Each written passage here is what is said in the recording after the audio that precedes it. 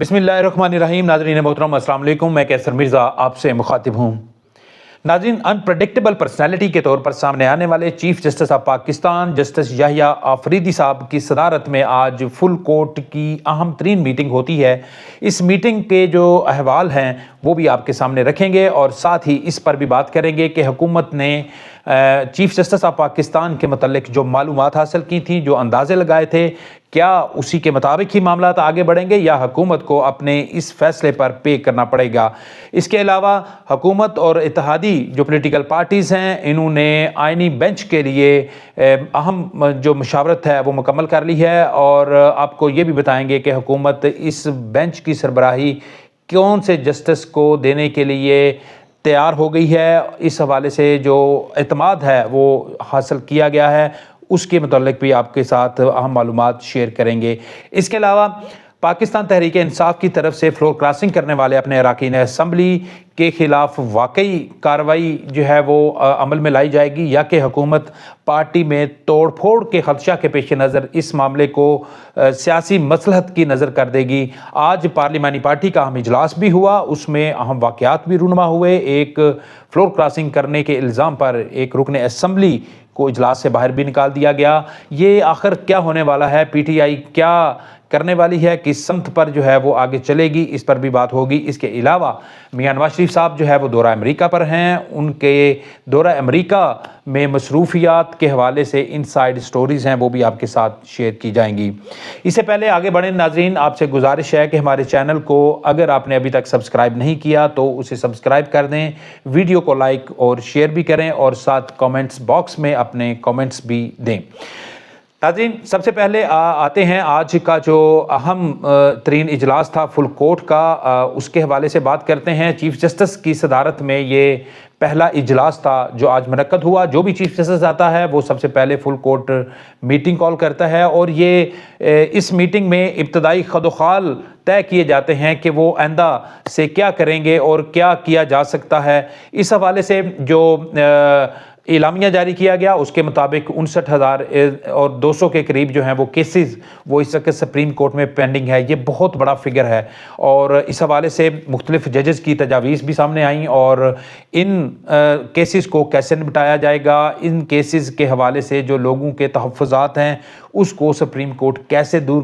کرے گی اور جو لوگوں کا اعتماد ہے سپریم کورٹ کے حوالے سے اس کو کیسے بحال کیا جائے گا۔ یہ اہم نکات تھے جس پر ججز نے اپنی رائے دی اور چیف جسٹس آف پاکستان بھی آج کے اجلاس میں اس حوالے سے بڑے ڈٹرمنٹ نظر آئے کہ وہ سپریم کورٹ کا جو لوگوں کا جو سپریم کورٹ پر اعتماد ہے اس کو بحال کرنے کے لیے ممکنہ کوشش کریں گے۔ آج کے اجلاس کی اہم ترین بات یہ بھی تھی کہ سید منصور علی شاہ صاحب وہ چونکہ عمرہ کی ادائیگی کے لیے ہیں، ان کا بھی اس میں اجلاس میں شرکت کرنا یہ بہت امپورٹنٹ جو ہے اس کو سمجھا جا رہا ہے۔ اس سے بہت سے جو سوالات ہیں، بہت سی جو الجھنیں ہیں وہ بھی حل ہوتی ہوئی دکھائی دیتی ہیں اور سب سے بڑا سوال جو ہے وہ یہ اس کا جواب ملا ہے کہ کیا چیف جسٹس کے ساتھ تمام ججز مل کر کام کریں گے؟ کیا وہ ماضی میں جو گروپ بندی ہم نے دیکھی تھی کیا ایسی ہی صورتحال نظر آئے گی؟ تو لیکن ابھی تک کی جو ناظرین جو ہم پریڈکٹ کر پائے ہیں سپریم کورٹ کے جسٹس صاحبان کے ایٹیٹیوڈ سے اور اس کے بعد چیف جسٹس آف پاکستان کا جو کام کرنے کا ابتدائی جو انداز ہے اس سے تو یہ ثابت ہوتا ہے کہ ماضی میں جو سپریم کورٹ میں ایک واضح تقسیم تھی وہ میرے خیال میں کم ہوتی دکھائی دے رہی ہے اور اس سلسلے میں سمجھتا ہوں کہ بہت سے جو ججز ہیں ان کے آپس میں بہت اچھے فیملی ریلیشنز بھی ہیں اور ان کی فیملیز کے لوگوں نے بھی اور ان کے جو مشترکہ جو دوست ہیں انہوں نے بھی بڑا اہم کردار ادا کیا ہے۔ یہی وجہ ہے کہ جسٹس منصور علی شاہ صاحب اور منیب اختر صاحب جو ہیں وہ اپنے عہدے سے ریٹائرڈ بھی نہیں ہوئے، گو کہ وہ سپر سیڈ ہو گئے ہیں، اس کے باوجود جو ہے وہ ان کا اب تک کی جو اطلاعات ہیں کہ وہ اپنا کام جاری رکھیں گے۔ اس سے جو کچھ اور دیگر چیزیں جو ہیں وہ واضح ہوتی ہیں، وہ سب سے ایک چیز تو یہ ہے کہ chief justice Pakistan justice Yahya Afridi صاحب جو سپریم کورٹ کے ناراض ججز ہیں یا ایک مخالف دھڑے میں موجود کھڑے ہوئے دکھائی دیتے تھے، کم از کم ان کا اعتماد بحال ہوا ہے، ابتدائی جو فیصلے ہیں اور پھر اس کے بعد آج کی جو میٹنگ ہوئی ہے۔ اور اس کے علاوہ حکومت اور اسٹیبلشمنٹ کے لیے جو ابتدائی جو کام سامنے آیا ہے چیف جسٹس کا، اس کو دیکھ کر پریشانی ضرور لاحق ہوئی ہے اور حکومت بڑی سنجیدگی کے سوچ رہی ہے کہ کیا یہ فیصلہ ہمارا درست ہے یا نہیں ہے۔ تو اس حوالے سے بہت سی معلومات حکومت کے پاس آلریڈی موجود تھیں کہ جسٹس یحییٰ آفریدی صاحب کا مزاج کیا ہے اور ان کے کام کرنے کا انداز کیا ہے، کیونکہ ماضی میں جب دو واضح حصوں میں ججز تقسیم تھے تو اس میں بھی یحییٰ آفریدی صاحب جو ہے وہ کسی گروپ بندی کا شکار نہیں جو ہے وہ دکھائی دیے تھے، حالانکہ جسٹس منصور علی شاہ اور اطہر من اللہ صاحب وہ ان کے قریبی دوست بھی ہیں، مشترکہ انہوں نے لا فرم بھی قائم کی ہوئی تھی اور یہ مل کر کام بھی کرتے تھے جج بننے سے پہلے، لیکن اس کے باوجود یہ ان کے گروپ میں نہیں گئے۔ یہ ایک آئینی اور قانونی جو سٹینڈ تھا فیصلوں کے حوالے سے یہ اس پر قائم رہے، تو لہٰذا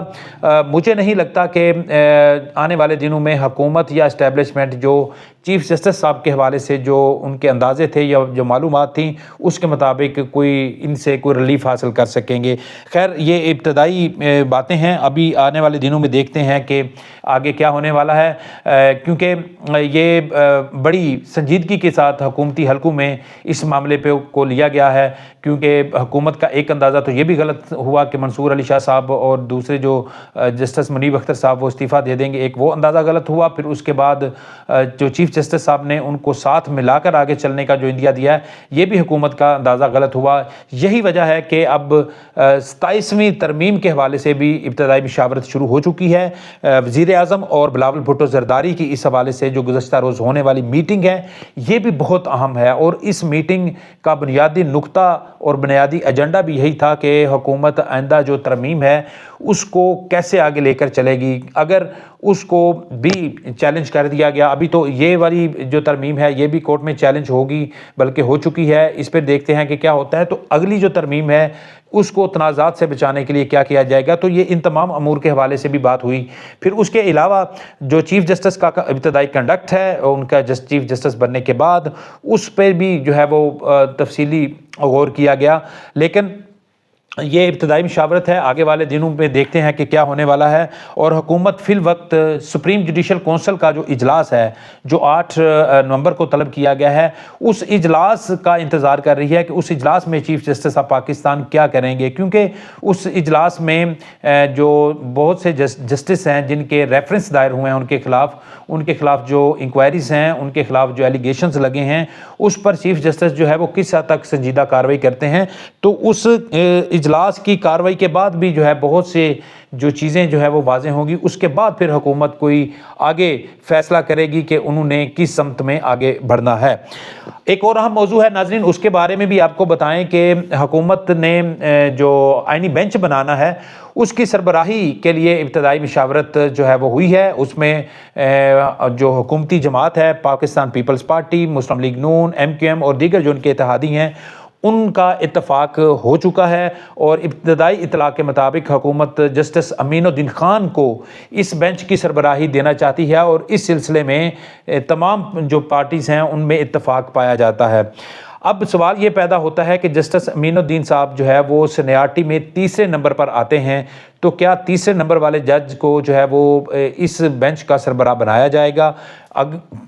پہلے جب چیف جسٹس کی تعیناتی تھی اس میں بھی 2 جسٹس کو سپر سیڈ کیا گیا، پھر اب آئینی بینچ کی سربراہی میں بھی جسٹس منصور علی شاہ اور منیب اختر صاحب کو سپر سیڈ کر کے جو تیسرے نمبر کے جو جج ہیں چوتھے نمبر کے ان کو اوپر لائے گی حکومت، تو پھر اس کے بعد سوالات تو پھر یقینی طور پر اٹھیں گے، لیکن حکومت کے لیے اس کے علاوہ کوئی اور دوسری چوائس نہیں ہے، کیونکہ منصور علی شاہ صاحب اور منیب اختر صاحب ان پہ تو قطعی طور پر جو ہے وہ حکومت اعتماد نہیں کر سکتی، اور جسٹس امین الدین صاحب پر اعتماد کیے جانے کی بہت سی وجوہات ہیں، اور سب سے بڑی وجہ یہ ہے کہ ان کے جو سابقہ فیصلے ہیں اس کی وجہ سے حکومت اور اسٹیبلشمنٹ ان سے بہت خوش ہے۔ سب سے بڑھ کر یہ ہے کہ جسٹس امین الدین خان صاحب نے جسٹس محمد علی مظہر صاحب کے ساتھ مل کر جو ہے وہ سویلین کے ملٹری کورٹ میں ٹرائل کے حوالے سے بھی فیصلہ دے رکھا ہے، تو اسٹیبلشمنٹ اس وجہ سے بھی ان کو بہت پسند کرتی ہے۔ اور اس کے علاوہ جو 8 ججز کا جو ابھی فیصلہ آیا تھا مخصوص نشستوں کا، اس پر بھی جسٹس امین الدین نے اس فیصلے کی مخالفت کی، بلکہ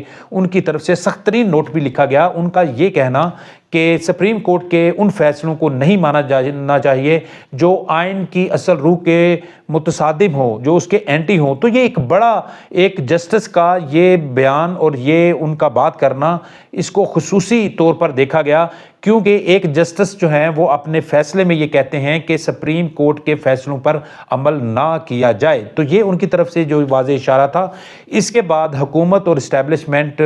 کی نظر میں جسٹس امین الدین صاحب جو ہے وہ خصوصی اہمیت اختیار کر چکے ہیں، اور حکومت کسی طور پر بھی جسٹس امین الدین کے علاوہ کسی اور شخصیت پر جو ہے وہ اعتماد نہیں کر سکتی۔ تو اس حوالے سے یہ اپڈیٹ ہیں کہ حکومت انہیں سربراہی سونپنے کے لیے جو ہے وہ فیصلہ کر چکی ہے، اور اسی کو ہی لے کر آگے بڑھا جائے گا۔ اس کے علاوہ ناظرین،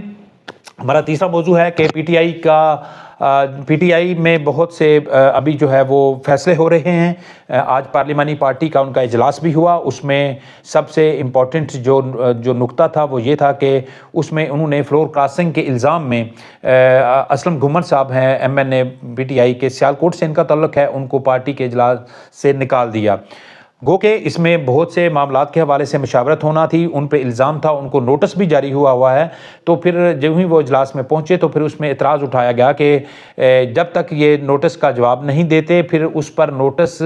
کے جواب میں اگر قیادت اطمینان کا اظہار نہیں کرتی یا مطمئن نہیں ہوتی تو اس وقت تک وہ پارٹی کے اجلاس میں نہیں بیٹھ سکتے۔ تو پھر ان کو اجلاس سے چلے جانے کا کہا گیا، تو وہ پھر چلے گئے۔ اس کے علاوہ اور بھی بہت سے جو لوگ ہیں ان کے خلاف جو ہے وہ پارٹی قیادت سمجھتی ہے کہ انہوں نے فلور کراسنگ کی ہے۔ گو کہ اسلم گھمن صاحب کی طرف سے باضابطہ طور پر فلور کراسنگ نہیں ہوئی، انہوں نے آئینی ترمیم میں حکومت کا ساتھ نہیں دیا، لیکن ان پر الزام یہ ہے کہ یہ بالکل تیار تھے اور یہ پائپ لائن میں تھا، اگر حکومت چاہتی تو ان کو سامنے لا سکتی تھی، اور یہ تمام معاملات ان کے ساتھ طے تھے، اور وہ پارٹی قیادت کے ساتھ بھی رابطے میں نہیں تھے، جس طرح زین قریشی صاحب بھی پارٹی کے رابطے میں نہیں تھے، اور دیگر 12-13 ایسے لوگ ہیں۔ تو اب یہ ابتدائی جو کارروائی پی ٹی آئی کی طرف سے کی گئی ہے، اب سوال یہ پیدا ہوتا ہے کہ کیا واقعی پی ٹی آئی ان اراکین کے خلاف قانونی کارروائی کے لیے آگے بڑھے گی؟ تو اس حوالے سے اگر قانونی پوائنٹ آف ویو سے دیکھا جائے تو پی ٹی آئی ان شخصیات کو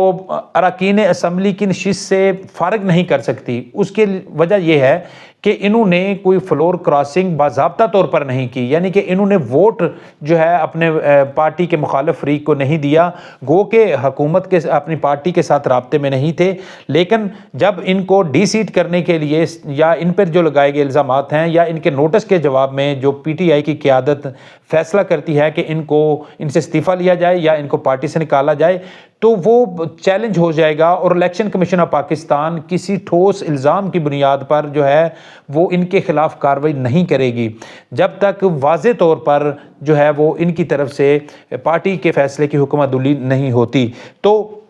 اب جب ان کو اراکین اسمبلی کی نشست سے انہیں فارغ نہیں کیا جائے گا تو پھر ان کے خلاف کارروائی میری نظر میں جو ہے وہ کاغذی کارروائی تو ہو سکتی ہے، لیکن اگر یوں کہا جائے کہ انہیں جو ہے نیشنل اسمبلی کی نشست سے محروم کر دیا جائے گا تو ایسا نہیں ہوگا۔ یہ ناظرین یہ بالکل واضح اور کلیئر بات ہے کہ ایسا نہیں ہوگا۔ انہیں پارٹی سے نکالا تو جا سکتا ہے لیکن رکن اسمبلی کی جو نشست ہے وہ نہیں ان سے واپس لی جا سکتی۔ اگر ایسا نہیں ہوتا تو پھر پارٹی میں یہ تمام اراکین نیشنل اسمبلی کے اجلاس میں بھی موجود ہوں گے، ایم این اے بھی اپنے ساتھ لکھیں گے، تو پھر پارٹی کے اندر ایک دھڑے بندی واضح طور پر موجود ہوگی کہ 10-12 لوگ ایسے جو جن سے نشستیں بھی خالی نہیں کروائی جا سکیں لیکن اس کے باوجود وہ پارٹی میں بھی نہیں ہے، تو وہ پھر وہ جو دھڑے بندی ہے وہ مزید اس میں تقویت آئے گی۔ تو میرے خیال میں آنے والے دنوں میں شاید پی ٹی آئی اس حوالے سے پولیٹیکل جو ایک سیاسی مصلحت ہے اس کا شکار ہوتے ہوئے اس کو معاملے کو شاید دبا دیا جائے گا، کیونکہ اگر معاملہ دبایا نہیں جاتا تو پارٹی کے اندر جو گروپ بندی ہے وہ جو ہے وہ پیدا ہوگی اور اس میں مزید اضافہ بھی ہونے کا امکان ہے۔ اور اس کے علاوہ پی ٹی آئی کا ایک اور بڑا اہم فیصلہ ہے جو جوڈیشل کمیشن میں انہوں نے شمولیت اختیار کرنے کے حوالے سے جو کیا ہے ان کی پولیٹیکل پارٹی کی طرف سے، اور میں سمجھتا ہوں کہ یہ بڑا اچھا فیصلہ ہے ناظرین۔ اس کی وجہ یہ ہے کہ ہم پہلے دن سے کہتے ہیں کہ ایک پولیٹیکل پارٹی ہے، ان کو تمام امور جو ہیں وہ پولیٹیکل انداز میں ہی حل کرنے چاہیے، اور یہ بڑا اچھا فیصلہ ہے۔ جوڈیشل کمیشن سے اگر یہ بائیکاٹ کرتے ہیں یا باہر رہتے ہیں سسٹم سے تو ان کو کچھ حاصل نہیں ہوگا۔ سسٹم کے اندر رہیں گے تو وہاں پہ رہ کر یہ پروٹیسٹ کر سکتے ہیں، وہاں پہ رہ کر اپنی جمہوری آواز جو ہے وہ اس حوالے سے بلند کر سکتے ہیں، تو لہٰذا یہ ایک اچھا فیصلہ ہے۔ گو کہ اس حوالے سے اس فیصلے کو مشروط کیا گیا ہے عمران خان صاحب کی رضامندی سے، تو میرے خیال میں عمران صاحب کو جب اس حوالے سے بریفنگ دیں گے تو وہ بھی مان جائیں گے۔ تو اب جوڈیشل کمیشن جو حکومت نیا بنانے جا رہی ہے تو اس میں اگر حکومت پی ٹی آئی کی طرف سے باضابطہ شمولیت اختیار کر لی جاتی ہے، اور اس سے پہلے حکومت نے پارلیمانی کمیٹی میں بھی شمولیت اختیار کر لی تھی، تو پھر حکومت جو پی ٹی آئی کی طرف سے جو آئینی ترمیم ہے 26ویں، اس کے خلاف کھڑے ہونے کا جواز ایک ختم ہو جائے گا۔ اور میرے خیال میں یہ کہیں نہ کہیں جو حکومت اور پی ٹی آئی کے مابین جو پس پردہ جو مذاکرات ہوتے ہیں، جو بات چیت ہوتی ہے، یہ شاید اسی کا ہی نتیجہ ہے، اور یوں لگتا ہے کہ آنے والے دنوں میں شاید معاملات کچھ بہتری کی طرف بڑھیں گے۔ آگے چلتے ہیں جی۔ نواز شریف صاحب جو ہے وہ دورہ انگلینڈ کے بعد جو ہے وہ ابھی امریکہ چلے گئے ہیں۔ امریکہ میں ان کی اہم میٹنگز ہیں، اور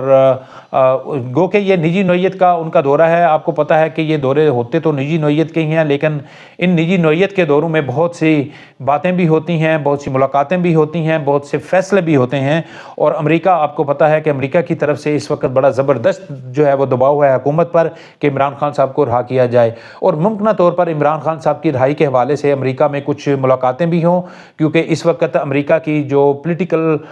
جو اس وقت اسٹرینتھ ہے، جو پولیٹیکل لوگ ہیں ان کے سینٹ کے اراکین ہیں، جیسے کہ آپ کے علم میں ہے کہ 60 سے زائد ایسے سینیٹرز ہیں جنہوں نے پریزیڈنٹ کو خط بھی لکھا تھا کہ عمران خان کی رہائی کے لیے اقدامات کریں۔ اب چونکہ نواز شریف صاحب کی جو ہے امریکہ میں ان کی موجودگی ہے، اور ان کی موجودگی کا فائدہ اٹھاتے ہوئے وہ تمام لابیز جو وہاں پہ متحرک ہیں وہ یقینی طور پر جو امریکنز اہم شخصیات ہیں ان میں سے کسی کی ملاقات نواز شریف کے ساتھ ضرور کروانا چاہیں گے، بلکہ کروائیں گے بھی، اور اس حوالے سے آنے والے دنوں میں بہت سی چیزیں کھل کر سامنے آئیں گی۔ ابھی تک مسلم لیگ نون کی طرف سے تو یہ کہا جا رہا ہے کہ نواز شریف صاحب نے اپنے ایک بہت ہی قریبی ان کے دوست تھے، ان کا انتقال ہو گیا تھا تو ان کی تعزیت کے لیے نہیں گئے تھے، تو اب تعزیت کے لیے گئے ہیں۔ لیکن سوال یہ پیدا ہوتا ہے کہ اتنا عرصہ نواز شریف صاحب جو ہے 1.5 سال تک جو ہے،